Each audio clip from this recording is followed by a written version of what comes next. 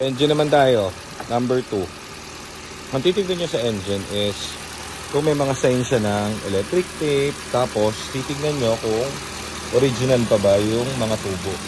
Yan. Ito, puro original to mga to. Makikita nyo paano nyo malalaman kung original or fake na or replacement na. So, syempre, ito, yun yung maalikabok, diba? Hindi ganun ka-alikabok, pero merong alikabok. So, kung mapansin nyo, syempre, magkakulay na sila ng tubo. Ayan o. Parehas yung kulay niya. So, syempre, kapag bago yan, mangingibabaw yung black ng bago. Kumbaga, sobrang kinis ng bago, sobrang bago. Ito lang walang alikabok. So, doon yung makikita. Hindi ko naman sinabi na kapag may ganun yung kotse, huwag nyo bilhin. Ibig na sabihin para lang alam niyo yung history niya. Kung, kunwari, ito, makinis to. Ano ba to? Saan yung return hose? Kunwari, ito na lang return hose. Ito. Yan, yung nagkakabit dito sa reservoir. Yan. Kunwari, bago, nakita nyo bago. Tapos sobrang bago, walang alikabok. Hindi siya akma dun sa engine. So, syempre, tanongin nyo yung owner. Dahil galing siya dito sa reservoir, ba't siya gagalaw Hindi naman pwedeng papalitan lang yun. Natripan ko lang gusto ko bago. So, syempre hindi. So, tanong nyo dun sa seller kung anong history niya. Nag-overheat ba siya dati? Or kung ba't siya pinalitan? Diba? So, dun nyo malalaman kung aakma yung kwento ni owner doon sa estado ng kanyang unit.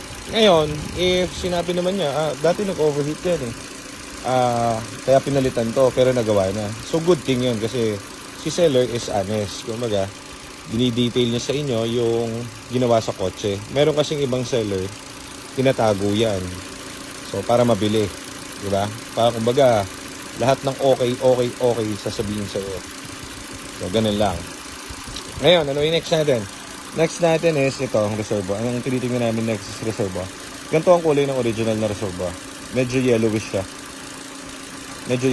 Ngayon, yung iba sobrang puti, sobrang bago. So, hindi ulit akma. Kasi, ang dumi ng engine mo, tapos, ito super bago. So, pag-isipan mo na yan, na syempre ito galing sa overheat. Hindi pwedeng one time meron kaming binilan, tinanong namin yung reservoir, bakit po brand new yung reservoir? May ano po ba siya? Galing po ba siya sa overheat dati? Sabi niya, hindi marumi lang, pinalitan ko lang kasi gusto ko maganda.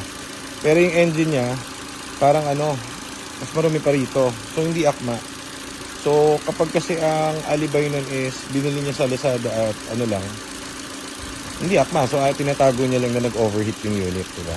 Parang ganun. So, doon, mapag-iisip ka na kasi, mas maganda kapag talaga ang owner, dinideclare yung problem. Kasi kami, pag dineclare mo sa amin yung problem, mas mabilis namin bibilin pa rin namin yung kotse kasi kabisado natin yan. Pero at least, kumbaga, meron na tayong baseline kung ano yung mga dapat namin tignan, mga dapat namin i-check, diba? So, anyhow na kahit anong problem yan, kahit ano pa dyan, basta ituro niya kung ano yung mga pinagawa niya, much better yun. Okay, so ito importante ito.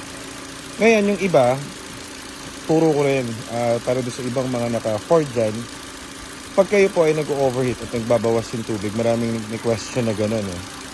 So, tignan nyo po lagi kung sumisingaw dito sa cover niya. Kasi may mechanism po to sa loob So, pressurized po to. Dapat to, walang sumisingaw.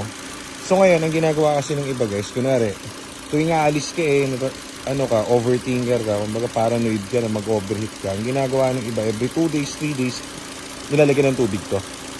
So, nakakasama pa po yun. Kasi, pag ito po kinakalas nyo, di ba, kalasin nyo po. Ayaw kalasin kasi kabas yung engine So, pag ito kinalas nyo po, nalulustred po kasi yung nito, yung, tawag doon? Roscas niya, yung plastic niya. Ang nangyayari, tanggal ka, top up ng tubig, nade-deform po yung plastic. So, ang nangyayari, pag nakabit mo na po ito, may singaw na po. Pag yan po nagkasingaw, may tendency po kayo mag-overheat. So, ang problem dyan, kapag nag-overheat ka, nakita mo, na-overheatan ka na itong unit. Ang problem kasi dyan, pag pina-check mo na, sasabihin sa'yo nung nag-check, malala po yan. Ganyan po yan. So, para makatipid kayo at ma-assure nyo na yun yung problem, check nyo po muna ito. Kasi kadalasan siguro 5 out of 10 ng kliyente namin na nagiging problem lang ito. Mas maganda yung original, pwede rin yung replacement, pero kasi mas maganda kung original talaga yung gamit kasi mas makapal yung plastic nun. And syempre, specification yun, kumbaga ng Ford original. Ito important yan. Ngayon, may mga iba, sabi nga nila, ipasok na rin natin dito, mahal daw ang pyesa ng Ford. Kasi ako nagba-buy and sell, pero lahat ng units ko, lahat gawa, lahat pinapagawa, pinapa-overhaul kung kailangan overhaul, palit ng buong transmission buo, kung kailangan palit ng transmission. So, kung mahal kasi ang pyesa nito, hindi ko yun magagawa. Hindi natin yun vlog. Di ba?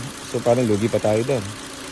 So, masasabi ko doon, haka-haka lang kasi yun para sa akin, sa ano ko, sa thinking ko, sa utak ng idea ng isang car dealer. Kasi mas kabisado namin dahil kami mismo yung nagre-repair, bumibili ng parts, di ba?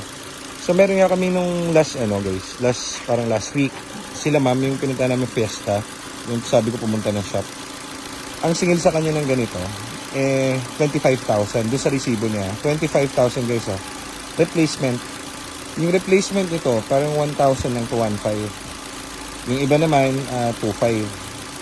So, okay lang naman pagkakitaan yung mga parts yan. Pero wag naman sobrang, katulad na 25,000. Siyempre, yung tao, parang, ito lang, 25,000 na. So, what else kapag may iba pang problem? Diba? So, parang, mahal ng parts yun. Mapapaganong ka talaga. Okay, so ayan. Please alam nyo. Ano pa ba tayo? Ang next namin tinitingnan after nun, titingnan natin kung may misfire. So, ganyan dapat yung tamang tunog ng makina kung naririnig nyo. Ngayon, pag may parang kumakalang kalunsing dyan, pwede kasing sa aircon. Pero much better kung may dala nga kayong mekaniko na marunong din. So, mga ganitong yun. Yan ang best. Pero dapat ganyan ang tunog ng engine yan. Tahimik lang, may onting parang ganon, pero wala dapat yun yung kumakalansing-kalansing na tunog. Tapos, checkin nyo is yung fan. Itong fan. Ito, nakapatay pa yung fan So, hindi yan katulad ng mga Toyota pati Honda na nirerekta. So, pag nakarekta yan, mag-isip ka na kasi bawal po dito yon yung nirerekta-rekta yung fan. So, mas delicate po yun. Dapat siya nakapatay sa start. Kaya dapat to, kapag check kayo ng EcoSport, cold start. Yung tipong di pa pinapainit. Malamig pa. Ang degree yata ng Celsius ng EcoSport para bumukas ito, alam ko parang 100 yata. Either tama ba? 100 o 105? 100 yata. So exactly pag nag 100 ang temp na ito, dapat yung bubukas na. Low speed yan, then mag high speed yan. Okay, so yun lang muna. Tapos ito naman tayo sa loob.